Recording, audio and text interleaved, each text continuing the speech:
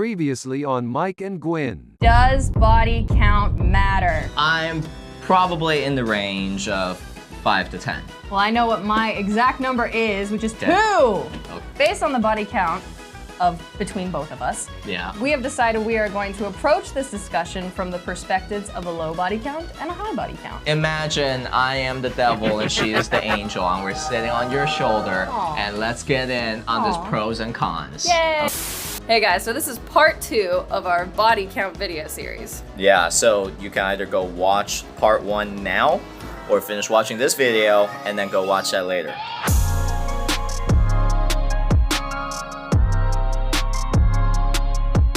And back over here at this end of the spectrum with the low blow section, we're happy if we can get a relationship. And there is a sacredness that comes with them. Like, you enjoy learning about this person, you enjoy building a meaningful bond with them. There's no like fleeting feelings like, oh, maybe I should seek out others. You just want to focus on this person. And building off of what you said, right? And you might not even like have ever thought about this. Okay. But people with high body counts, how many times have they said I love you to a person? Ooh. At what point does that love mean nothing? Yeah, I've never thought about that because I mean, when I said I love you to you, I meant it. Was that the first person who said I love you to? Yes. Like, to a person that I actually had a relationship with. See, now I just feel bad. Because you've said it other times. So many times. And I mean, honestly, that's why I really try to withhold saying I love you to you. Because I've thrown away so easily in the past before that I really wanted to make sure, because I knew you were like the one, you know, and I wanted to make sure that when I said it, that I can actually mean it. Because the first time, the second time you say it, it means the world to you, and you're like, boom, that's love right there. And then the third, the fourth, the fifth, the sixth, I mean, you're just like, every time you say it, it means less. It loses its value almost. You're just saying it to say it because either it's expected of you or you're trying to get something out of the other girl, right? You know, the thing with Chinese girls is there is an endearing term for their significant other called 老公, right? But 老公 is only supposed to be for your actual husband. A lot of Chinese girls who date a lot, they just start throwing that term around. Really? Yeah, it's like, hey, you know, maybe like 2 weeks, 3 weeks, a month into dating, you start calling the guy 老公, right? Wow. So if like by the time you get married, you've called like 5, 6 other guys 老公, like, what does that mean? What does that word mean to you? It's meaningless. That word is meaningless. It's just something now you just throw at some, They're like, same thing goes for like Chinese guys with like 老婆, which is just the girl version. Yeah, it's like wifey, you know? It's like, why do you say it if you don't truly mean it? So that's the sanctity. That's the sanctity, that you're really trying to connect with this person. But unfortunately, the con that comes with that is that you are bonded so much with this person that if anything, God forbid, separate you two, the heartbreak from that is so much worse. Right. I mean, I've been there, right? Yes, like, of course. Like every everyone high body count person has been there. has it had at least one true heartbreak that just like sent them over the edge. It takes only one, I guess. I mean, It does just take seriously, one, like that's why, correct me if I'm wrong, like maybe those with high body counts, after they've experienced that level of heartbreak, that's why they prefer the casualness of relationships after that, because there's no damage. Right. There's less damage, at least. If you're not serious, nobody can hurt you, right? That's right. Here's something that's crazy about Gwen. Oh. She cannot relate to any breakup Oh, song. I can't relate to any breakup songs. I've never had my heart, I had one relationship in high school, and it was for like 2 weeks. And then the 2 flings, again, no connection. So like whenever we listen to a heartbreak song, I look at Mike and I'm like, can you relate to that? She doesn't relate to breakup songs. I can't. Yeah, I mean, which is I know like they're 80% sad. of Chinese songs. On to the last part of this whole saga, a high body count, right? What do people usually say when they like suggest you to go out there and just like bang a bunch of people, right? They say like, Go have fun. Go have fun. Go get it out of your system. That's the conventional wisdom. The conventional wisdom goes, go have fun. Yep. Right? And that Nothing sure, wrong with that. I mean, that is a pro of having a high body count, is that you had a bunch of fun. I guess here's the real cost and the real consequences of having all that fun, okay? If you end up deciding like, hey, it's time to settle down, it's time to get into a serious relationship, it's time to try to start a family. All of those fun that you've had in the past are going to haunt you. They're going to be, every single person that you're with is going to be a baggage that you carry with you into that relationship, into that marriage. And it's actually something that's quite serious. It's something that I struggle with. It's something that I had to really, really work on myself on. Let alone the fact that, you know, it's now harder to form an emotional connection. And let alone the fact that, you know, love, the word love, means nothing to me anymore because I've said it to so many women, right? And I have to learn the meaning of like true love again. Let alone all those like emotional facts. Let's just leave it at the whole pure physicalness of the body count, okay? Let's say buying a computer, a PC, okay? I have had many PCs before in the past, okay? And now this recent build is a water-cooled dual 3090 supercomputer. It's awesome.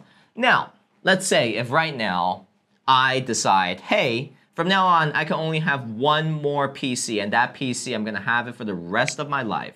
And I have experienced a water-cooled PC. And the new PC that I get is not water-cooled. Okay? There's no liquid involved when it comes to that PC. Okay? Wouldn't I, when playing with my new non-water-cooled PC, think about like, oh man, I really wish this PC is water-cooled. I'm not talking about PC, obviously.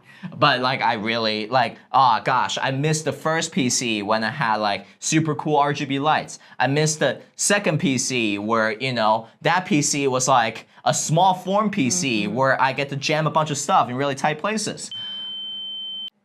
Wouldn't you think that?